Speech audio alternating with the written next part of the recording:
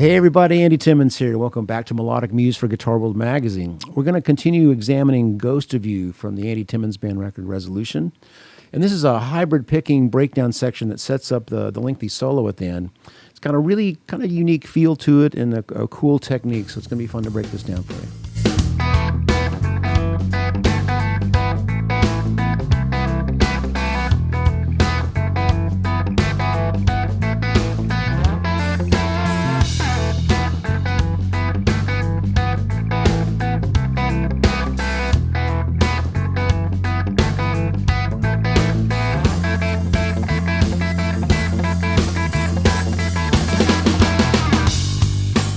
So let's break down this little hybrid picked prelude to the solo of Ghost of You.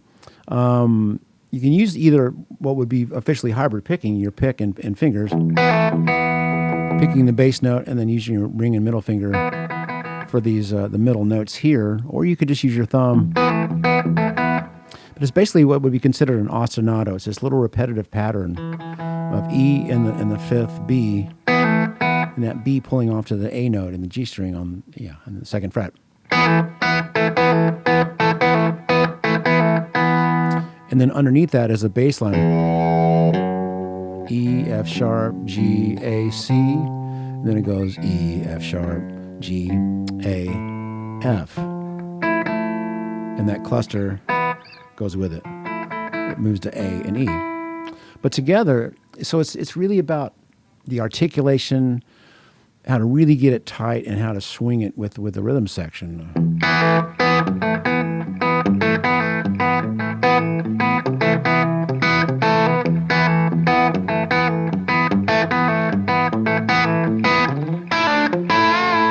little bend at the end there, so I'm on the bridge pickup, but even with that gain, not quite as full crunchy. I'm going to back down that volume a little bit. I would call it needs to be snappy. It needs to really be able to pop through and rhythmically fall in.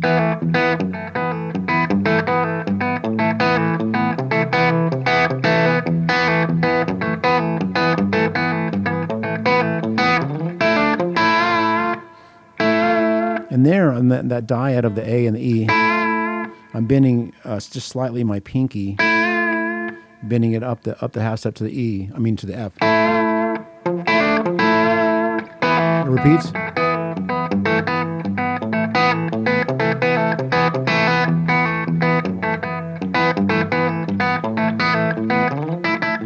And now there's this big kind of tension-filled build-up on the note F.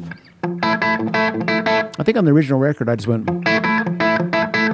but live I've gotten into a habit of a little more exciting, and I'm just kind of hammering from the open A to the F.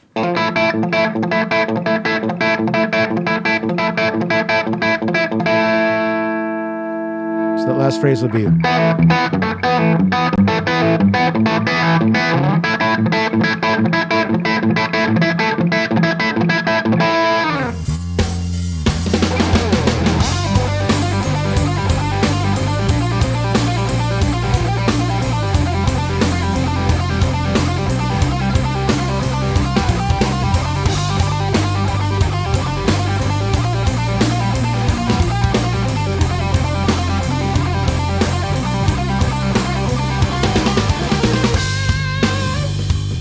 So as we get into the solo section, the groove changes and the key changes. So now we're in the key of G minor to B flat to F to C. Right?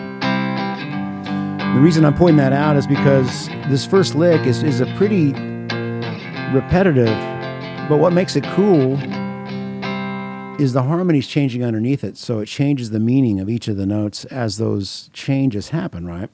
So let's get into that lick. It's essentially,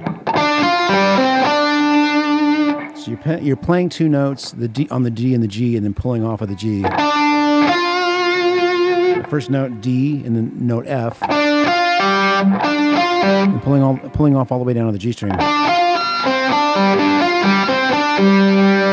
And that's essentially the pattern. If you'll notice the picking, down, up, pull off. And the next notes are C on the D string and D on the G string. So just work on that little.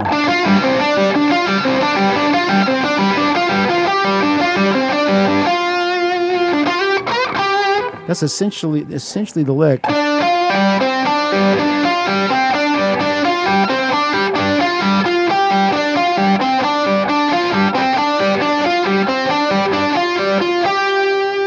The last part is that you fret the note F on the D string, and then you've got the octave G.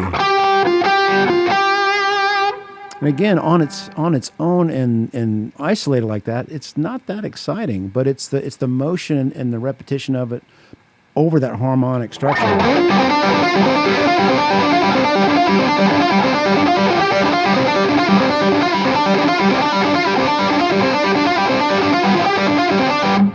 And I think, as I recall in the original recording, the longer that the phrase went on, my pick would start trying to find, a harmonic content to add even more interest. So I might have.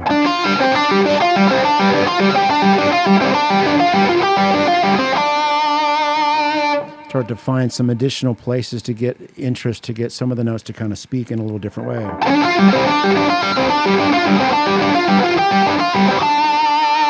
A little tough to figure. It's because instead of bending a single note,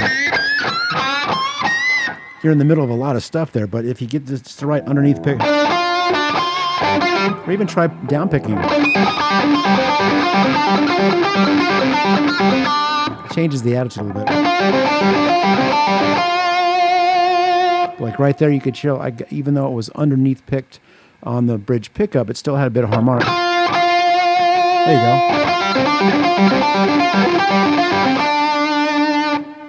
With any repetition, always looking for things to help give it a little more variety, a little more, interest, adding interest to every little phrase to make things flow and be more interesting.